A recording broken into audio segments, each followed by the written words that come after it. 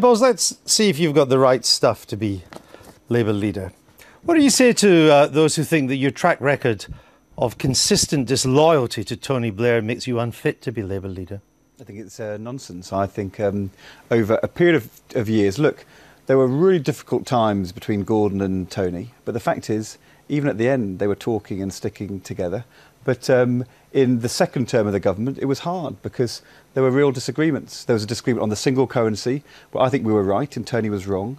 There were disagreements on tuition fees and foundation hospitals, where I think he wanted to take the wrong road, and there were arguments. Sure. But policy disagreement is that happens in all governments. I understand that.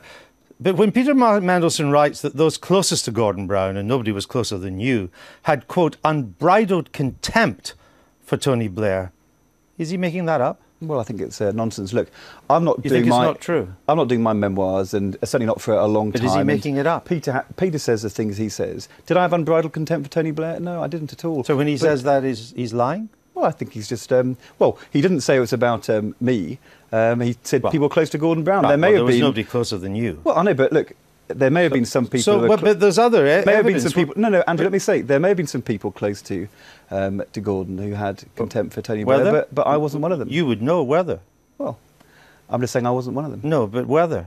Okay, I think that there were some members of Parliament who have probably been people removed. Close to Gordon Brown. Well, did they have unbridled people contempt? closest to Gordon Brown were probably members of Parliament. All right. Alistair Campbell writes in his diaries, July the 16th, 2006 entry, you were, quote, full of bile about Blair. Full of bile. 2006. July the 16th, 2006. Full of bile. Is he making that up? I think it's nonsense myself. Look, I mean... So that's made up too? To be honest, I think it's dull and boring to pick over all this history. And, you know, you can get Alistair on the programme and let Alistair come here and tell you what he thinks. He's written it. I'm merely quoting what's in his nonsense. book. Andrew Ronsley writes in his book, he quotes you as saying to Brown in 2006, why are you so weak, Gordon? Why aren't you forcing him, Blair, out? Blair has to be pushed. Is that made up too? It's not even journalism. That I mean, it's just. So that's made up too. It's just I mean, it's you just never said that. No, of course I didn't. And when that was actually reported, it was reported in another newspaper article, and that was wrong as well. And Andrew Ronsley says the coup was not run by Gordon; it was run by Ed. Is that made up too? Complete and utter, total balderdash and rubbish. I went into Gordon on the day it was happening, and Gordon said to me, I remember the moment. I remember him saying, you know.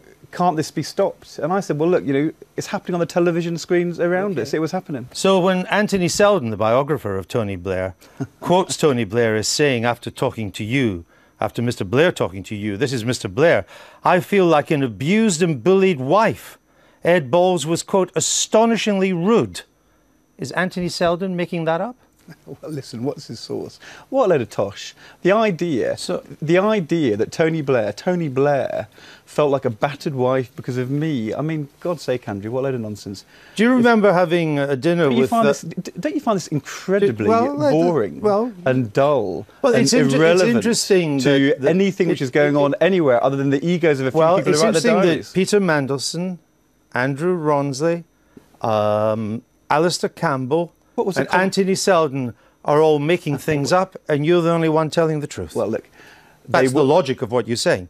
Look, Peter Mandelson, Alistair Campbell and Anthony Seldon were all talking to each other, and they've all written their memoirs. I've not written my memoirs, neither's Gordon, neither's any of the people around him. And you know, do you remember having dinner with... I think this is dull, boring, and do you remember having dinner with Desmond Swain? He was Mr. Cameron's PPS, Parliamentary Secretary. I've never had dinner with Desmond Swain in 2006. I've never had dinner with Desmond Swain in my life. Well, he said he met you, and he did a private email to Mr. Cameron the day after, in which he says, and this was private and it was not meant for publication, and we got it Andrew.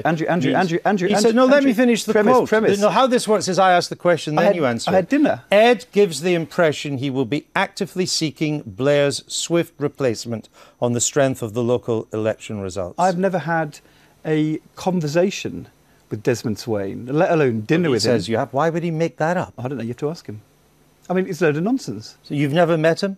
Well, I've seen him across the floor of the House of Commons. You met him the night before the 2006 local elections? Desmond Swain? Yes. The guy with the silver hair? That's why he did an email to Mr. Cameron, which was purely for private purposes. I had dinner with him. It's not true. Did you meet him? No. So he's made that up? Well, I have no idea. In a private email to Mr. Cameron, he made that up. Well, that I had had dinner with him, had a conversation with him and said No, that did to you him. meet him? Forget No, the dinner. No.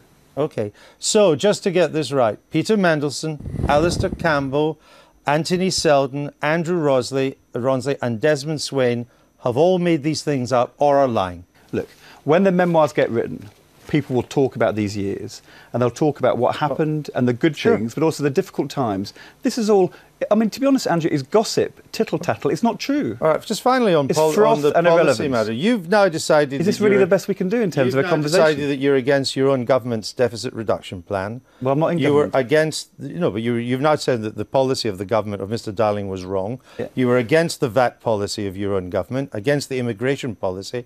You were against tuition fees. Why didn't you fight against these in government? Why didn't you resign? I mean, was it opportunism to stay in or cowardice not to do the fight? Government doesn't work that way. In 2003, there was a discussion about tuition fees. There was an argument. We lost the argument and tuition fees went ahead. But you were against so many things. Why did you stay in government? Well, look, in 2009, in the end, the Chancellor has to make the decisions on the deficit reduction plan. I said that I thought the pace of deficit reduction was too fast, the scale of spending cuts was undeliverable, it would undermine our credibility. I thought we should go at a slower pace. But look, you know, it's good to have an opinion, it's good to put your opinion. If I thought that was a resigning matter, I would have resigned. I didn't think it was a resigning matter, it was a judgment I made. Gordon and Alistair took a different judgment. Personally, I think they took the wrong judgment, but that was for them. Okay.